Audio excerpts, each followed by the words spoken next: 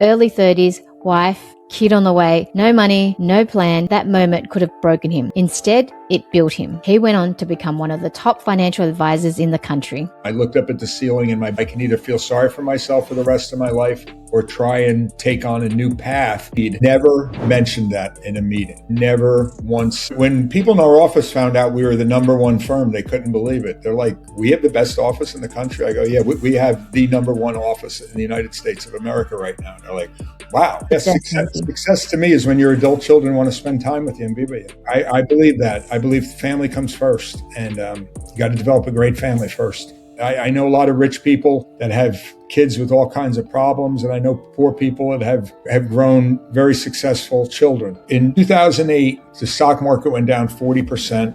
Our clients' portfolios went down, but their income did not, because the business grew by 400% after 2008 because people realized our strategies work. As an entrepreneur with a global team, one of my biggest challenges was managing international payments. I was stuck with high fees, slow transfers, and endless complications. Whether it was paying my team in the Philippines or buying products from Japan, I tried multiple banks and services like PayPal, but nothing seemed to work. Then I found Wise. The savings have been huge, and transfers that used to take days now happen in hours. It's fast, simple, and has become a vital part of my business strategy.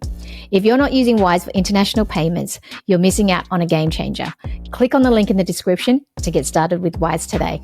What do you do when the one thing you built your identity around doesn't work out? Not because you didn't try, not because you weren't good enough, it just ends. And now you're stuck asking, who am I without it? Today's guest was one step away from the major leagues and then got cut. Early 30s, wife, kid on the way, no money, no plan. That moment could have broken him. Instead, it built him. He went on to become one of the top financial advisors in the country, not from luck, but from discipline, long-term thinking, and doing the work when no one was watching. This episode is really about identity and what happens when the thing you built your life around disappears. I'm Linda Vo, and this is Inspired by Success. Let's welcome to the show, Jack Oujo. Thank you, Linda. I'm excited to talk to you today. Tell me about your journey, and because it's a fascinating journey, and a lot of people, I've heard a similar podcast host. It's called The Wealthy Way, and he had a similar story where he built his whole life around, his baseball career and everything, and then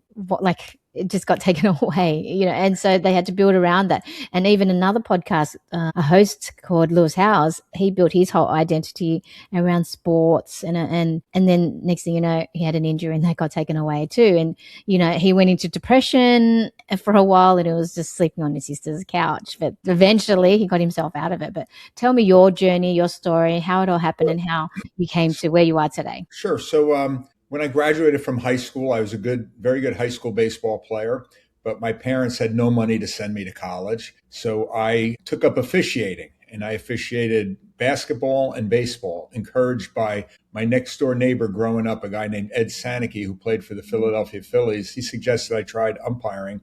I thought he was nuts. But he said, you were a catcher, you'd be good at it. And through my 4 years of college, I graduated from Seton Hall University. I found myself working some of the best amateur baseball games. High school state championships, they were sneaking me on college games. And I had this accounting degree, and I thought, I'm going to try out for professional baseball. They probably won't take me, but I don't want to be looking back on my life someday and say, I wish I would have tried something. So I went to professional umpire school, and they only took 13 people out of 350 that tried out. And I was one of those 13 people that they accepted. And then I started going through the minor leagues in baseball, and I was moving very quickly through the minor leagues. But at the same time, I did realize that the funnel to the major leagues gets narrower and narrower and narrower. And I did work in the off seasons as an accountant in New York City in case baseball didn't work out.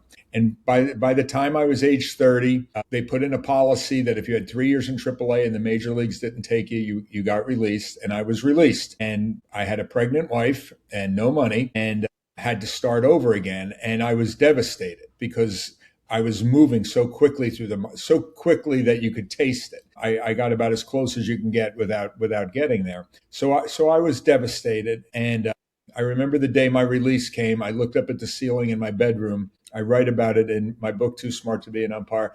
I looked at the ceiling and said, I can either feel sorry for myself for the rest of my life or try and take on a new path. And you mentioned depression coming out. I would not allow myself, I was self aware of how hurtful this was. So I remember I read a book by the former Chrysler chairman, Lee Iacocca, when I was in baseball. And he said, in order to be successful in business, you need to get as much education as you can and then do something with it.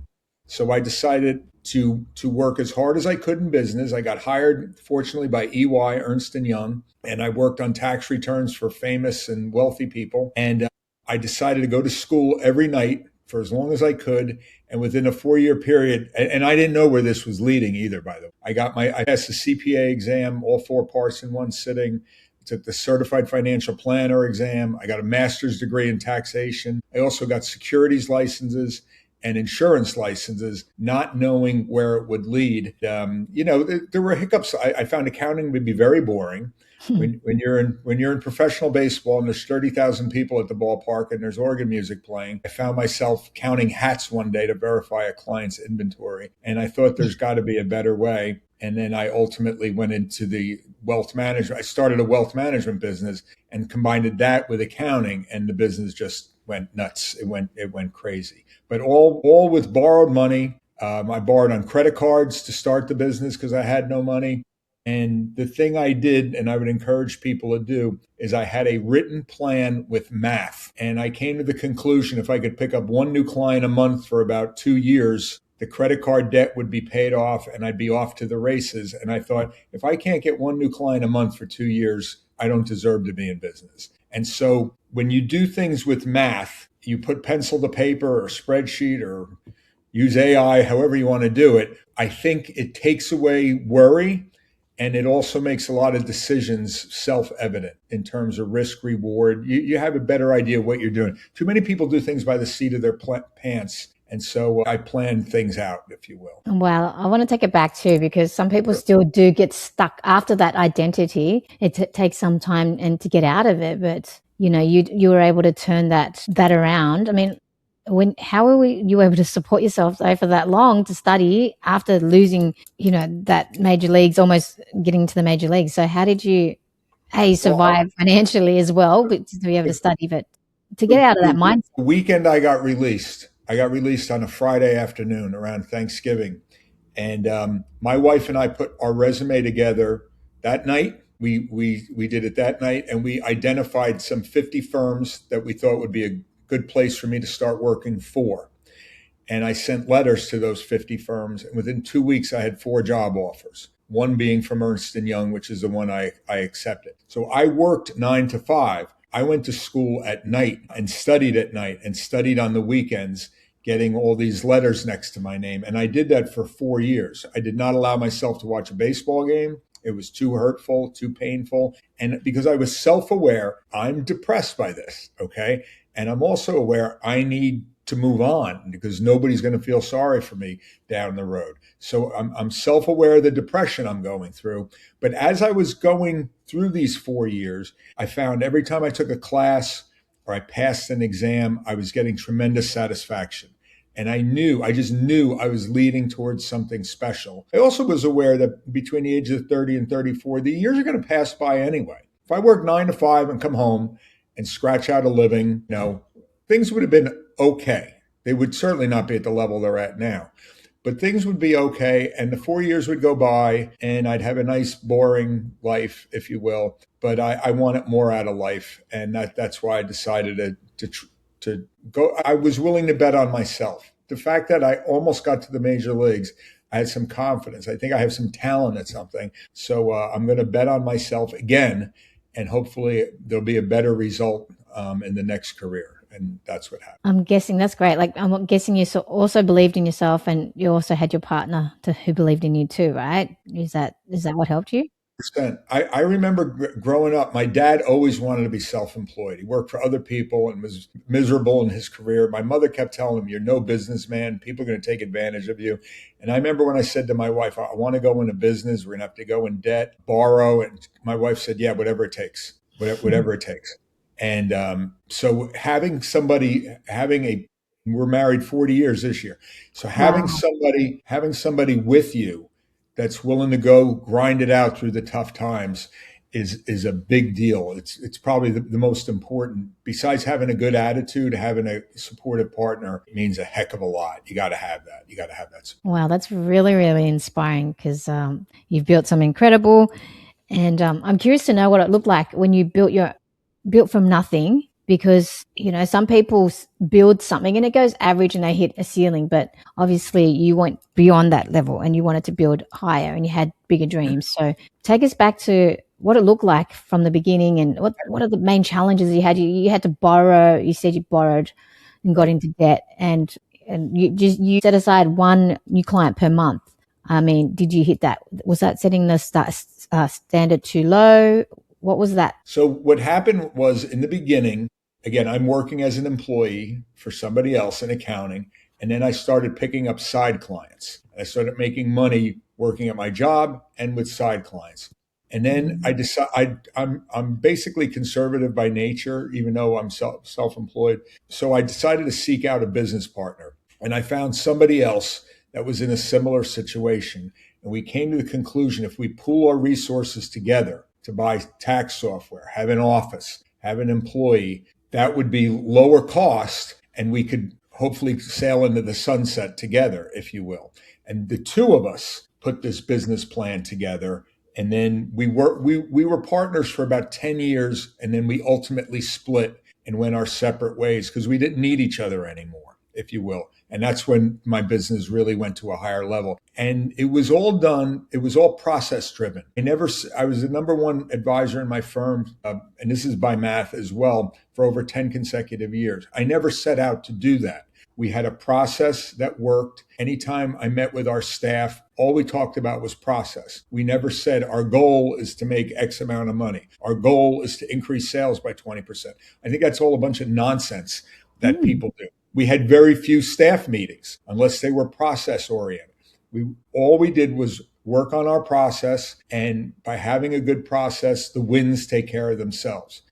If you talk to people in sports, Nick Saban, the University of Alabama football coach for years, kept saying process, process, process. And so I developed processes for our business, for initial client meetings, for what happens when a client comes into the office for a follow-up meeting. How does service work on an ongoing basis? Data storage, employee manuals. There was a process for everything that evolved. And I also, when I started having employees, a lesson I learned from business was how not to treat people, which the way baseball treats lower paid employees is disgraceful, that they have to live with host families. They live in poverty. So my employees came first.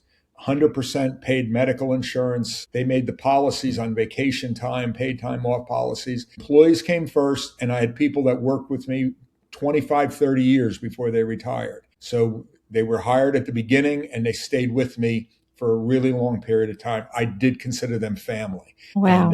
And so I didn't want yes people around me. I wanted smarter people around me. And I checked my ego at the door. I also had the attitude that from our business that I was going to compete on service. And I consider myself a nerd. So I wanted to have clients become advocates for our practice. My attitude was I had a job where I was on call 24 hours a day, 7 days a week. Client emailed me on Saturday. The emails returned on time. Not Monday morning, I'll get to it.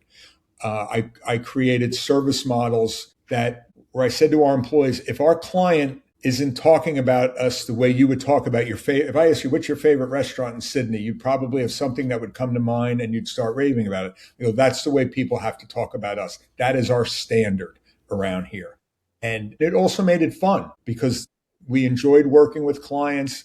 There were very few people when I looked at the caller ID, I was like, oh my God, I have to talk to this person. We were able to grow the business and get rid of bad clients. We graded them A through F. Any client that had a C- or below, we got rid of because we had more business than we knew what to do with. It just multiplied. And there was a point I remember in 2007, I thought my business had peaked. I became one of the top 15 advisors in the firm. And I was like, this is as good as it's going to get. And then after the 2008 financial crisis, the business went to another level. It grew by 400% after the financial crisis because the way we do our planning is based on worst case scenarios. I Wow. learned in baseball to plan around worst case scenarios. You have a positive attitude, but plan for bad things. And when the financial crisis took place, our clients were protected and the business went to a whole nother level that I never expected. So none of the success was planned for. Like, we planned daily for successes, but it just grew and multiplied all organically, never paying for a client. Probably one of my biggest regrets in business is I, because I didn't know it would be this successful. I think we could have done even more if I acquired a couple firms and had them model what we did, but I didn't do that. Things worked out fine anyway.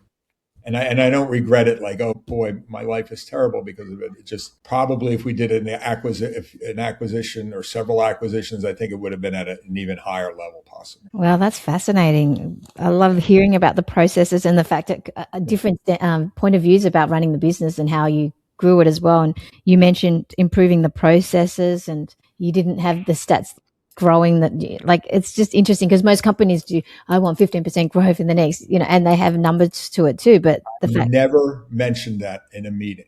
Never once. When people in our office found out we were the number one firm, they couldn't believe it. They're like, we have the best office in the country? I go, yeah, we have the number one office in the United States of America right now. And they're like, wow. And because we never talked about it. It never, I remember from sports, a winning coach does not necessarily talk about the importance of winning the game. They're talking about the things necessary to win, to that happen as a result, if you will. If we do these things right, we will win the game. Not let's win the game. Coach. There's a lot more to coaching than saying, come on, let's go all the time. You have to work on specific things. So as a leader, what advice would you give to somebody who wants to do the same as what you did and improve their processes? Do you think they need to look into, the things that are bottlenecking? Like, how would you do, what advice would you give for somebody to create the same process like you did to improve their business? There's several things you can do. One, talk to your employees, okay? Because if a business consultant came in, the first thing they're going to do is interview all your employees, and they'll say, I'll tell you what's really wrong with this place, and they'll go through an avalanche. And a lot of people are not engaged with the people that work right under their own noses. I would do that. I'd also ask for customer or client feedback. In my case, I sought advice from my clients. And when I got their advice, I changed some of the ways that we did business right around the advice that they gave us. And it turned out to be wonderful. I remember one of my clients saying, I'm getting all this stuff in the mail. Can't I just get everything on one sheet of paper? And we developed a quarterly spreadsheet to give our clients information that they specifically needed. And years later, they'd go, that's all I look at.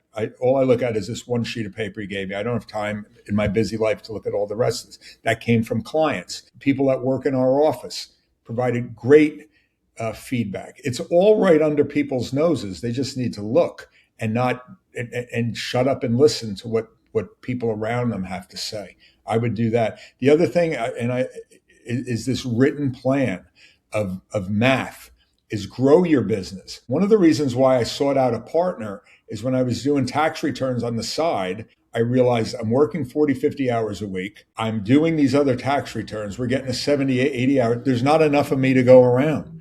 Okay. And the big decision people have to make is that first employee that they hire, because it involves a reduction in pay. And they're hoping to get their business. That's when I retired, we had 15 full-time employees. The first one was the hardest one. Okay. Because I'm making good money now. And all of a sudden I have to pay an employee X amount of dollars a year. That's right out of my pocket. That's the biggest risk in the world. But a business owner has to learn to let go of things. Hire people that will complement what you're doing and keep on going. Okay. As your business grows, it steps back to go forward, back to go forward, back to go forward. And you have to be willing to do that. You have to let go a lot of the work. You have to let employees fail, never hurting your clients, but allow them to do meetings and letting go a lot of the work. And allowing human beings can thrive. And again, just being like a coach, you have to know your players. A good coach knows what kind of players they have. Do I have somebody fast, slow? What am I dealing with here? And try to use the players that you have to try to create a thriving business. I love that. And you apply the principles in what you did with the sports into the business world and talk about coaching. And I'm curious to know about leadership skills as well, because what are those transferable skills that you saw with your coach in order to be a good leader? How do we, and you mentioned different, employees and seeing what skills you could take, but how do we lead overall a good team? And you mentioned basically delegating to our team and stepping back. But is there a point where if you step back too much as well and you're not putting enough focus and energy into the business, or is it more of a thinking high levels? Tell me a little bit. There's a couple of questions there, but the leadership skills is crucial. I learned that you can't assume anything, and you have to be humble when you're teaching. Some people are good teachers and other people are not. And anytime an employee of mine made a mistake, I considered it my fault because I didn't instruct them properly. Okay, and I did it with humility, not ever, because a lot of people don't like accountants because they talk down to people. Okay, instead of teaching people, they're trying to show people how smart they are. Don't tell me how smart you are. Help me learn something. Okay, and that's what you have to do with your employees. One of the people I mentioned that I sold a business to two of our employees recently. One of those employees came to me as a 15-year-old, somebody that I coached in baseball, and said, if I want to see you in your office, I want you to tell me what I need to be doing to be sitting in your shoes someday. And when this person was 16 years old, I was teaching him how to rebalance investment portfolios. A 16-year-old. Wow. Okay. And that person developed into a CPA, CFP, connected all the dots I gave him, along with another younger person that was in their early 20s. Okay. Now they're in their mid 30s. Okay. Now it's 20 years later, they're in their mid 30s. They're going to own the business. They started by putting up Christmas lights in the office. Wow. Okay. So you can develop your team. You can. I've had other advisors say to me, where do you get help? Where do you get people? I did it with a 16-year-old or 15, 16-year-old kid. Okay, that developed into one of the owners of the business. So there's a lot of smart and good people out there that want to get ahead, and you have to empower them and teach them. Invest the time. There's a great book out that I'd encourage people in business called The E-Myth by Michael Gerber. Yeah. On why most small businesses fail. And I think that's a very good reference. Besides my book, I think it's a very good reference point in how to do things. What do you look for when you're you just mentioned that you hired young, like when they were young and they're keen to learn, I'm guessing, and they're smart. What are the skills that you're actually looking for when you're hiring back then, especially for them to stay that long with you? No matter what the position was, I wanted attitude first. I wanted somebody to come with a good attitude that was willing to learn and be part of a team and play a role, people that I can leave alone. When I ran my business, I never watched the clock, and I told them I'm not watching the clock. If we're here from 8:30 to 4:30, if you come in at 9, I'm not going to say anything. And if you need to leave to watch your kid's game at 3:00 or cheerleading practice, go. I just want you to make sure that the phone call from the client was returned during business hours, even if you have to do it during the game. So I was looking to hire adults. Number one. Number two, I was looking to fill in spots. What kind of a player do we need? What are we missing here? And try to bring in that person. I always try to develop our staff to fill in roles so I can grow them into promotions.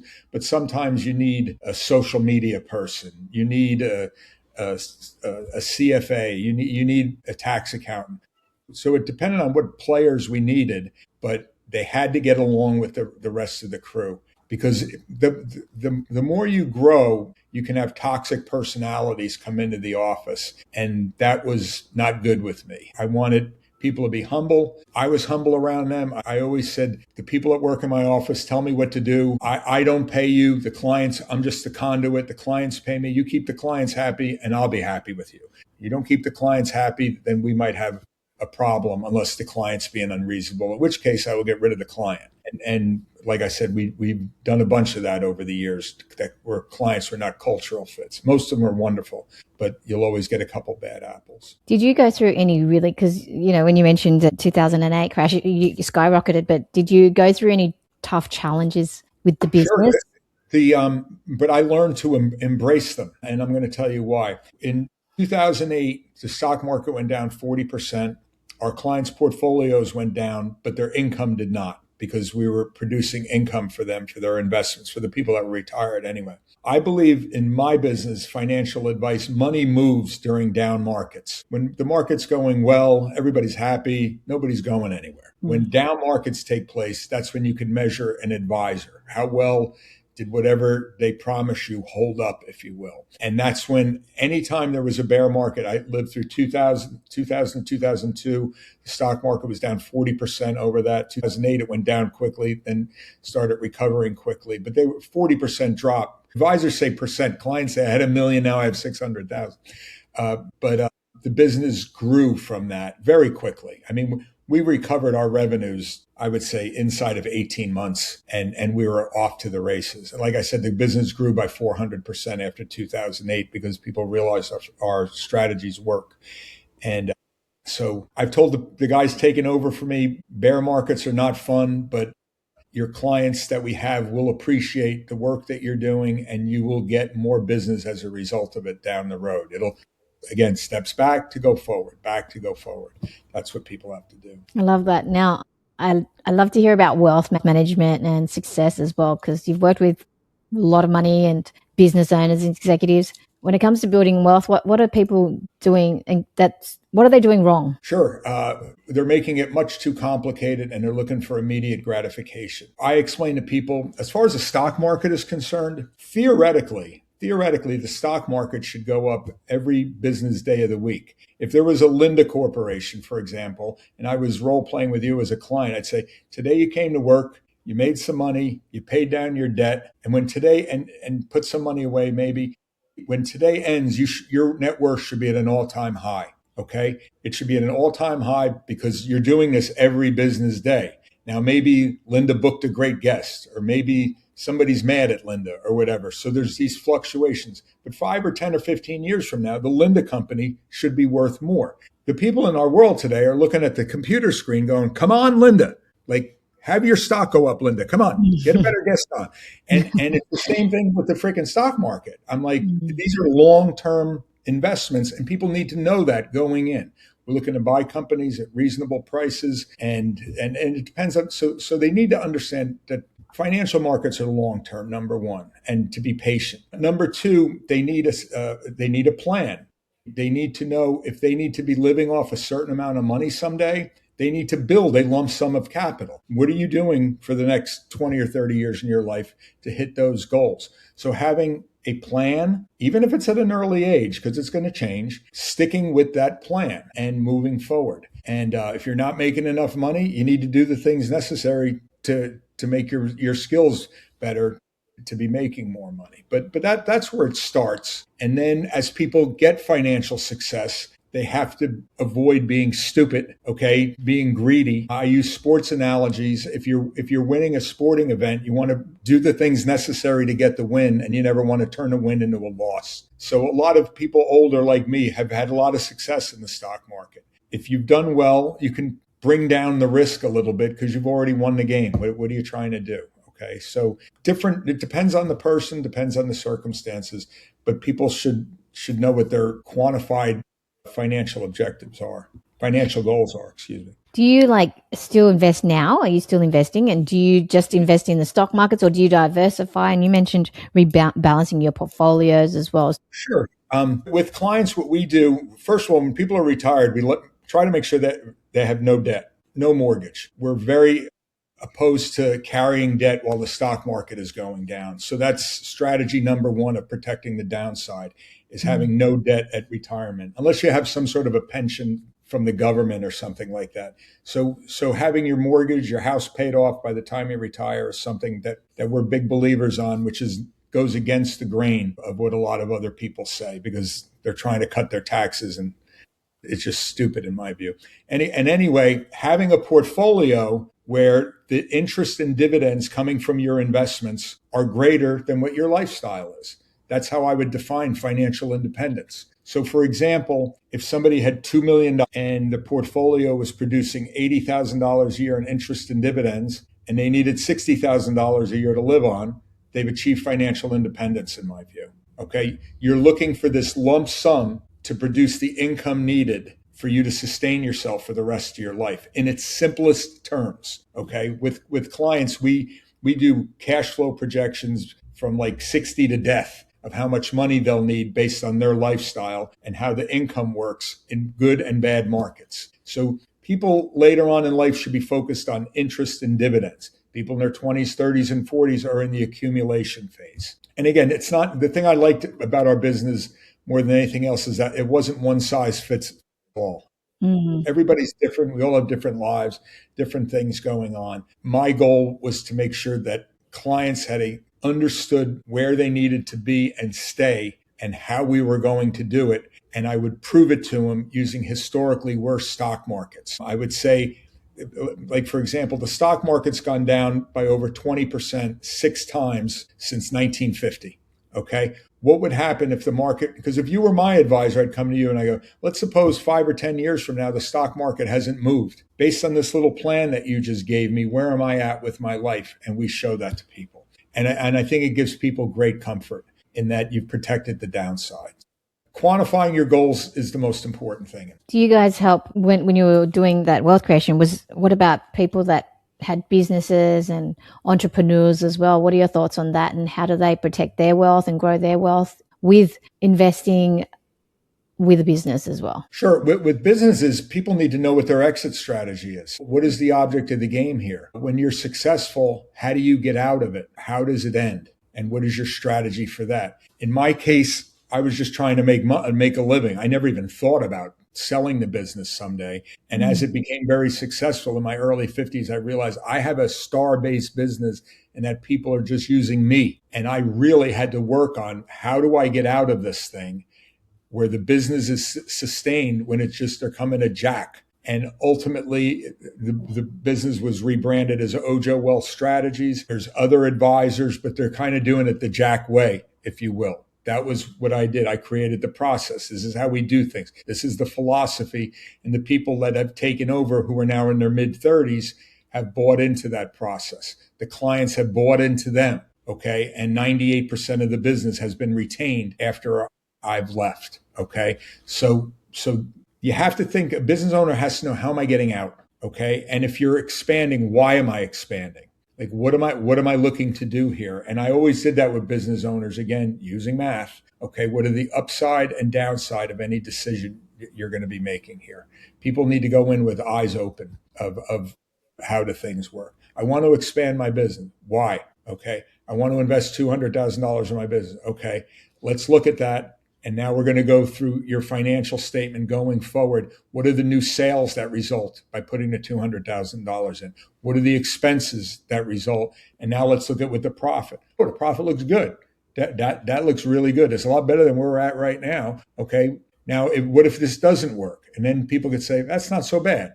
And then you can go, okay, let's go ahead with this decision. Okay. You have to look at things and decide, you're dealing with risk reward. Is it worth the risk? And that's how I always looked at things with my business. I remember in my business, I had 1,250 square foot of office space. And one of our employees said, we need more space. We need more space. And I was looking at buying an office condo for $300,000. And I said to myself, before you buy another office for $300,000, why don't you get rid of some deadbeat clients that aren't really making money for this firm? And I ended up getting rid of 20 or 30 clients. I go, before I spend $300,000 on a business, I'm going to stop the time we're wasting on these clients that I don't think are going to develop, and then I'll buy the building. Okay. So you have to be looking at all aspects of your business. You have good customers, bad customers. Who are the ones that we're developing? Where's this thing going? And because every business is different, you need a financial crystal ball that you have to create. And it's fun. And you make it fun. Is it worth going through this risk? Sometimes you might invest $100,000 on something. It doesn't work.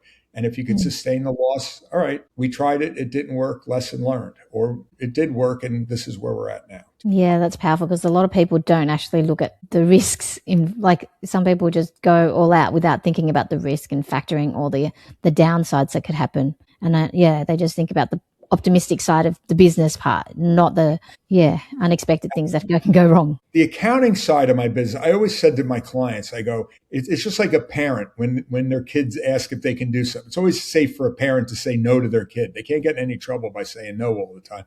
As an accountant, it's always safe to say no, you can't do something. I always tried to find a reason why something could work. Okay. And I would explore that with the client. Let's see if we can make this work.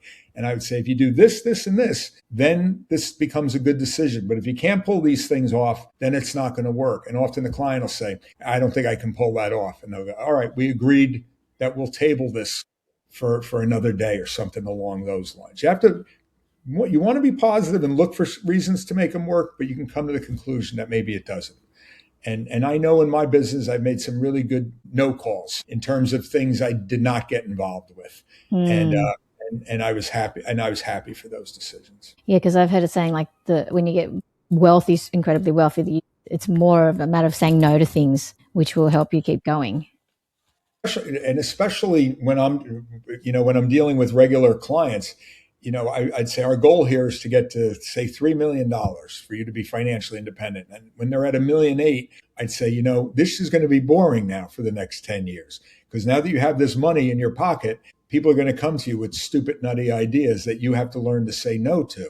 And you just need to keep your job or keep your business. This point to that point is not that difficult if we connect these dots, and the clients would be like, all right, I get it. And then when they got to that point, for me, it became very gratifying. Like I would have never done this without your guidance, things along those guidelines. That's where I got my satisfaction from people hitting their goals and keeping their goals. Wow. Now that you've sold the company, what does it feel like? I mean, because as entrepreneurs, we like to build and make an impact and solving problems and fixing, finding solutions. But what does it feel like now that you've sold your company? Are you still feeling fulfilled? What do you do with your time? Because I heard a lot of people get bored after they sell.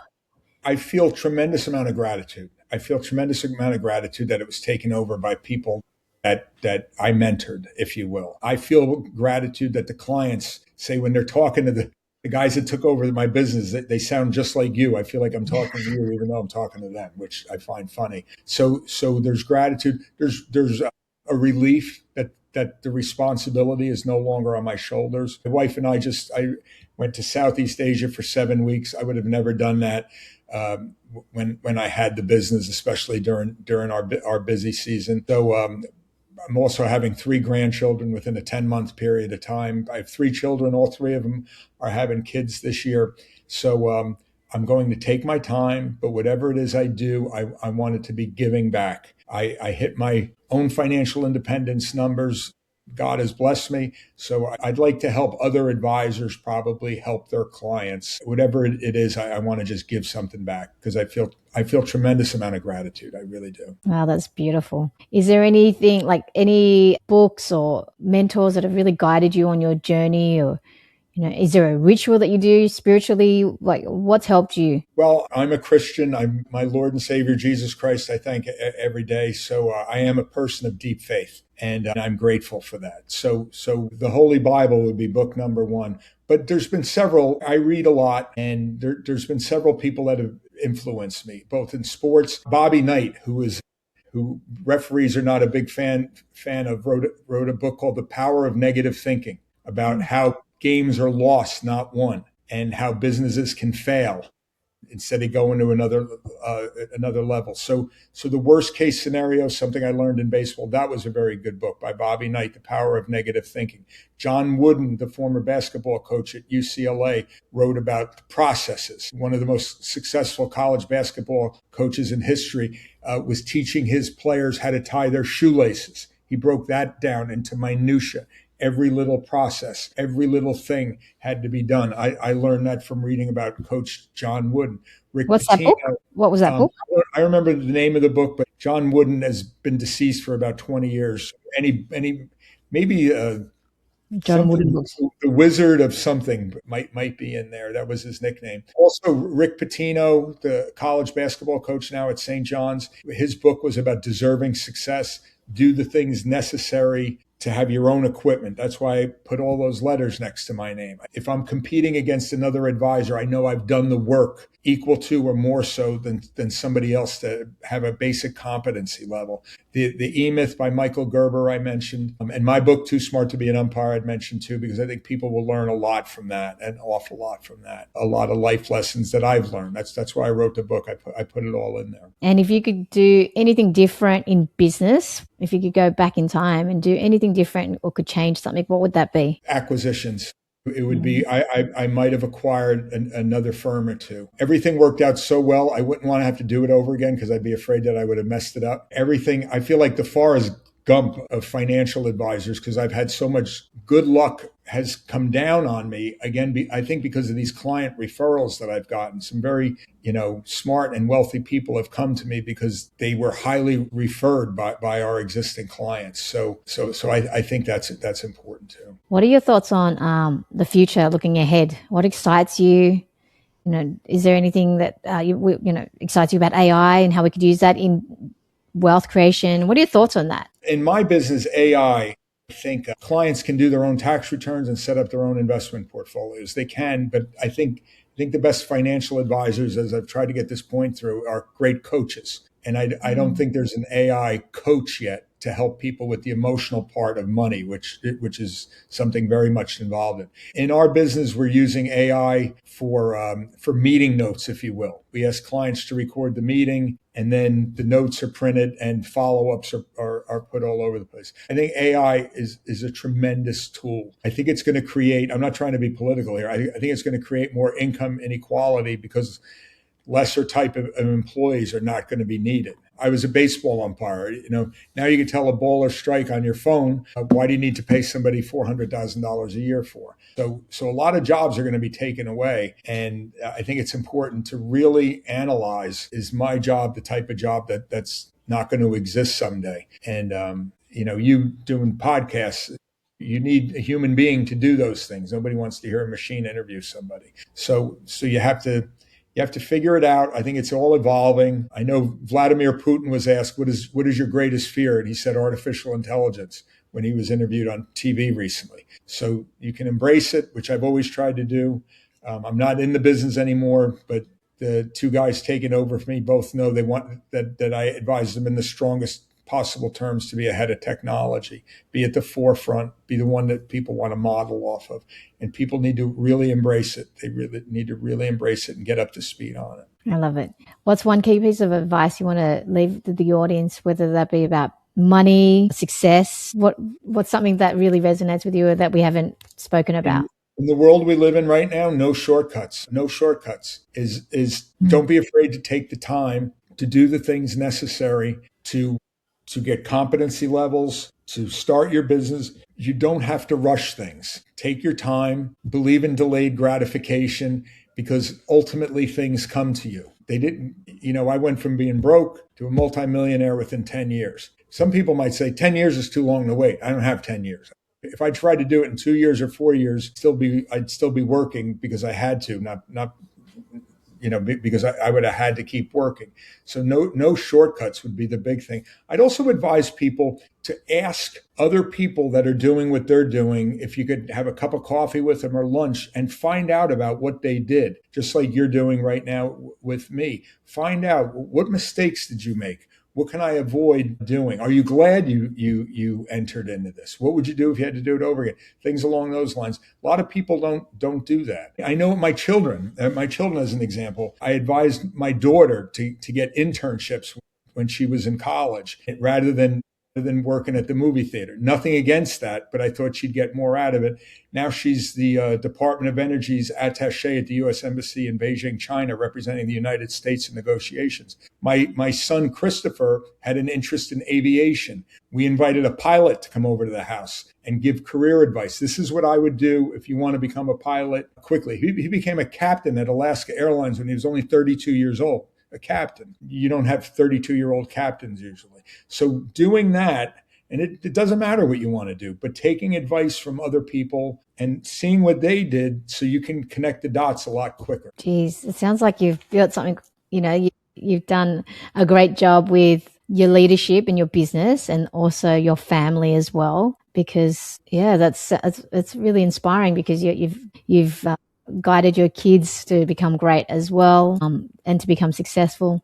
And I'm just curious about generational wealth. Did you build that before you retired? Did you ensure that you built enough generational wealth to be able to live comfortably yourself, but also look after the ones that your loved ones and your grandkids as well? That's interesting because I wouldn't have known what that was like. And I've told my kids, I don't know what it's like to have rich parents. So with my children, I told them, your mom and I will always help you. They know all our numbers too. They know everything's been explained to them. Okay. It's all out there. It's a family as far as we're concerned. And I go, I would do nothing to help you if you're a lazy bum. I go, I will do whatever I can to help you help yourself. You know the situation, and we're open to each other. It's confidential to the rest of the world. But if you're bums, I'm not going to give you a freaking thing. And I want them to be able to create their own path, but they know there's a soft spot beneath them, which they have that benefit. If they were laid off from their job, they're still going to be okay.